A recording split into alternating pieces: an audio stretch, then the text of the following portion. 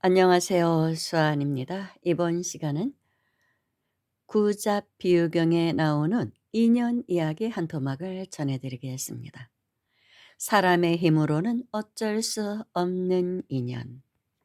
옛날 한 부인이 딸을 낳았는데 얼마나 예쁜지 온 동네에 소문이 나기 시작하더니 온 나라에 소문이 나고 마침내 그 나라의 국왕에까지 이 소문이 들어간 것입니다. 너무나 예쁜 아이가 태어났습니다. 그러자 이 소문을 들은 국왕이 욕심이 생긴 것입니다. 아직은 어리니까 안 되지만 나중에 크면은 내가 음, 네, 소실로 삼아야겠구나 이런 생각을 한 것이죠.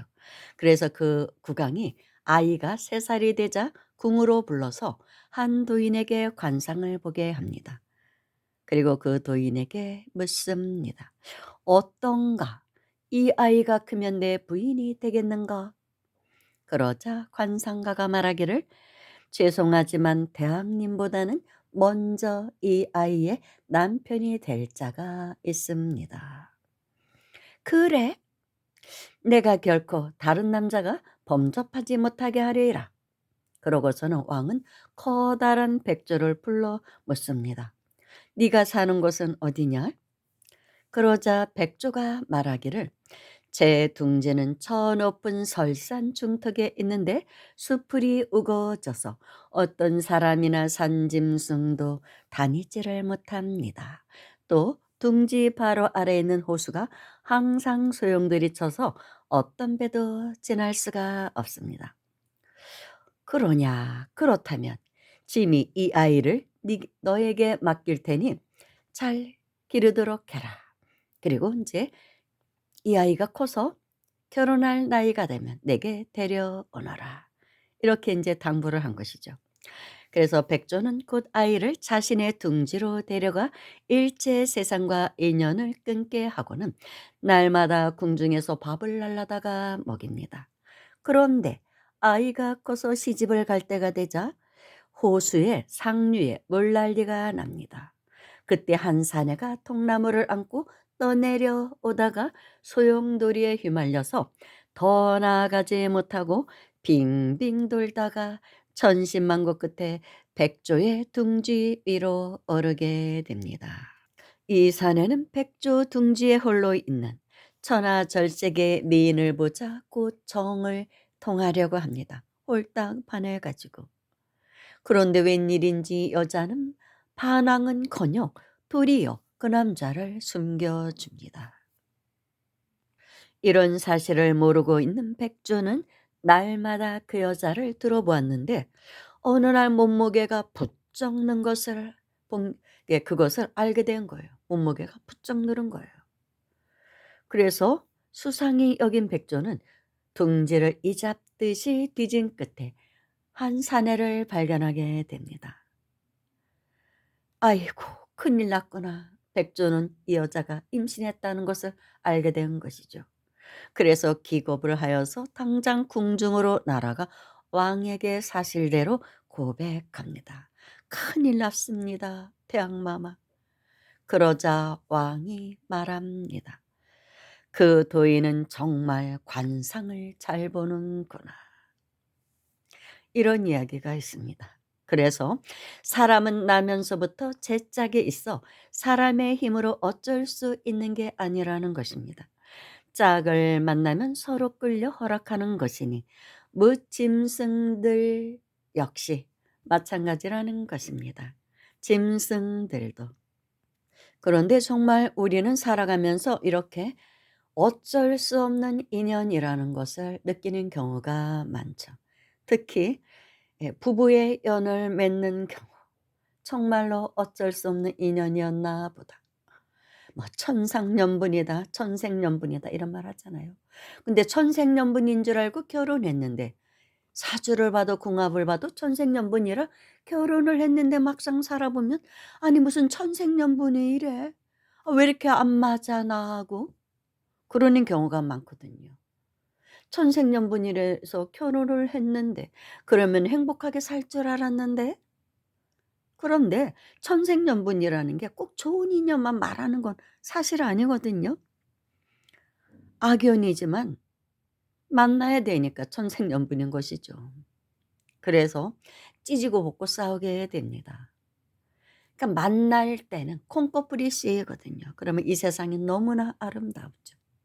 모든 소리 들리는 모든 소리는 다 정말 꿈 같은 소리로 들립니다.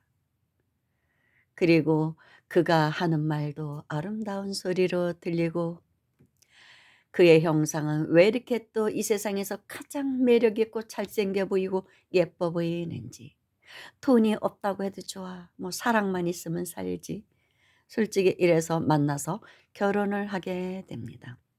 그리고 꿈 같은 시간을 보냅니다. 근데 그게 얼마 안 가죠. 길어야 3 년이라는 말이 있잖아요.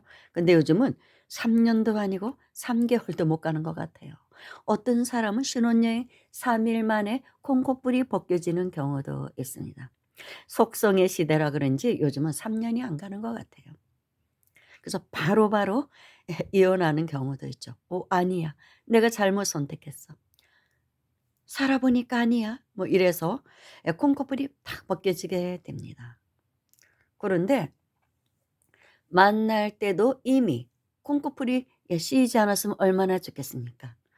바로 볼 수만 있다면 이런 불행도 미연에 방지할 텐데 참으로 묘하게도 세상이란 그렇지가 않습니다. 만나야 될 인연은 반드시 만나게 됩니다. 서로 풀어야 할 숙제가 있기 때문이죠. 주고받아야 할 업이 있기 때문에 만날 수밖에 없게 되는 것 같아요. 그 만남이 짧게 이어지든 길게 이어지든 그거는 모르지만 아무튼 꼭 만나게 됩니다. 제가 전에 어떤 여자를 만났는데 10 년을 연애를 해서 남편과 결혼했는데 1년 만에 이혼을 했다고 하더라고요. 그래서 아니 10 년씩이나 연애를 했으면 서로에 대해서 솔직히 다 알게 되지 않아요? 상대편의 집안에 대해서도 왔다 갔다 했을 테니까. 근데 어떻게 이렇게 1년 만에 이혼을 해? 그랬더니 아이고 살아 보니까 다르더라고요. 10 년을 연애를 했어도 모르겠는 게 있더라는 거예요. 10년 연애한 게 별 소용이 없더라고요. 1년 살아본 것만 못해요. 그런 얘기를 하더라니까요. 그래서 뭐 계약 결혼 얘기도 나오고 했잖아요, 옛날에. 정말 사람의 인연이라는 거는 살아봐야만 콩고풀이 벗겨지게 만드나 봅니다. 깊은 인연을 딱 맺어야만. 그전에는 모르게 하나 봐요. 그런 게 사람의 인연이라는 것 같습니다. 뭐 특히 부모 자식 간에 만나는 거는 뭐 어떻게 할 수도 없죠. 외나무다리에서 만나서 꼼짝달싹 할 수 없이 우리는 그 인연과를 과부로 바뀌어야 되죠. 그런데 사실은 가까운 인연하고 문제를 잘 해결하고 가야 돼요. 그래서 만나는 거거든요. 그래야 점수를 높이 받아서 다음에는 좋은 인연으로 만나게 되고 회원을 하는 것이죠. 그리고 우리는 영적으로 이제 상승되어 가는 것입니다. 그런 인연들을 통해서 우리는 영적 상승을 이루는 것 같아요. 모든 사람은 상승하기 위해서 태어난다고 하잖아요.